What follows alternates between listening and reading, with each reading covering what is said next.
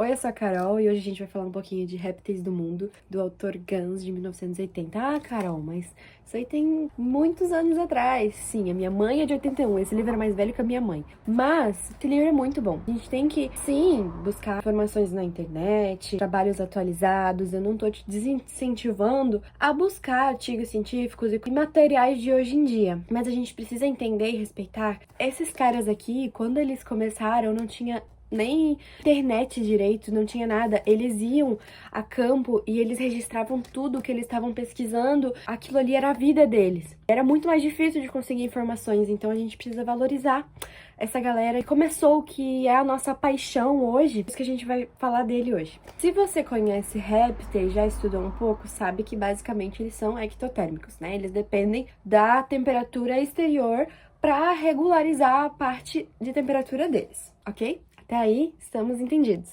Isso quer dizer que, basicamente, eles conseguem só esquentar ou esfriar o próprio corpo. Para isso, eles dependem do exterior. Vamos imaginar uma tartaruga. Ela tá ali nadando, nadando, nadando. Ela sobe numa pedrinha ao sol. Ela tá fazendo aquilo para quê? Para se esquentar.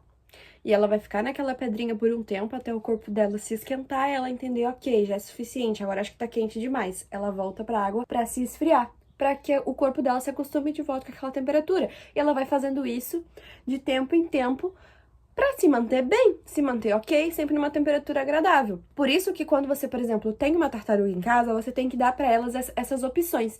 Eu vejo muita gente criando tigre d'água, outras coisinhas em casa e deixa o animal ou só com água, ou às vezes não sabe o manejo e não sabe entender que tem que botar esse bichinho no sol.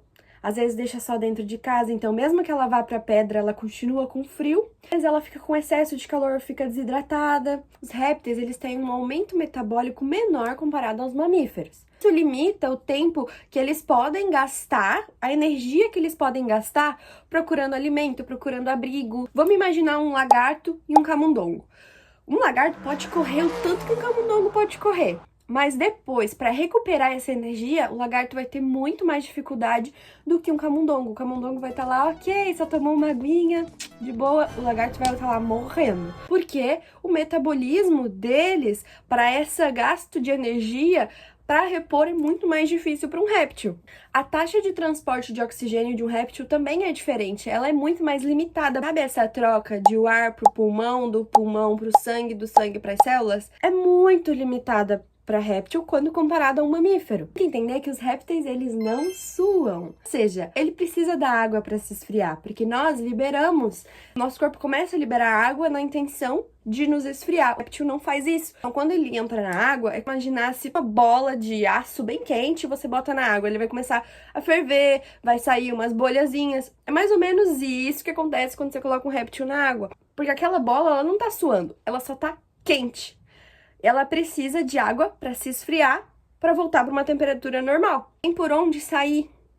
Faria sentido ele suar. Se ele suasse, ele ia perder, ele tem que reter. Então ele vai para onde ele consegue estabilizar a temperatura sem ter muita perda. Tem uma barreira chamada barreira tegumentar, que ela é composta por queratina, o que não permite que eles percam água. Eles usam a água para matar a sede, para controlar a temperatura e para transportar os resíduos metabólicos de água para tomar água para ele entrar, uma fonte de calor para ele se esquentar. Ele tem que ter isso à livre disposição.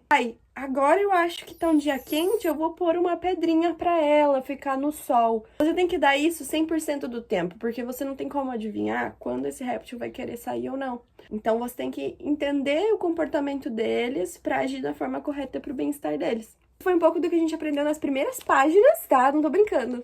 De répteis do mundo. Vou continuar fazendo mais alguns videozinhos sobre ele e sobre alguns outros livros também, uns artigos que eu encontrar interessantes para trazer para vocês, para que a gente possa estudar e aprender junto. Cuidar dos nossos animais como para cuidar dos animais de outros, seja essa a sua profissão, pois é a profissão que eu escolhi para mim. Eu, quando era mais novinha, estudava para faculdade, não que eu seja muito velha, mas eu já me formei na graduação, quando eu estudava para entrar, estudei muito pelo YouTube. Não tinha esse costume de ler muitos livros, tinha um pouco de dificuldade. Ver vídeos de pessoas explicando esses livros, ver vídeos de pessoas explicando as coisas de uma forma mais fácil, me ajudou muito. Quero ser essa referência para vocês também, como outras pessoas foram para mim um dia.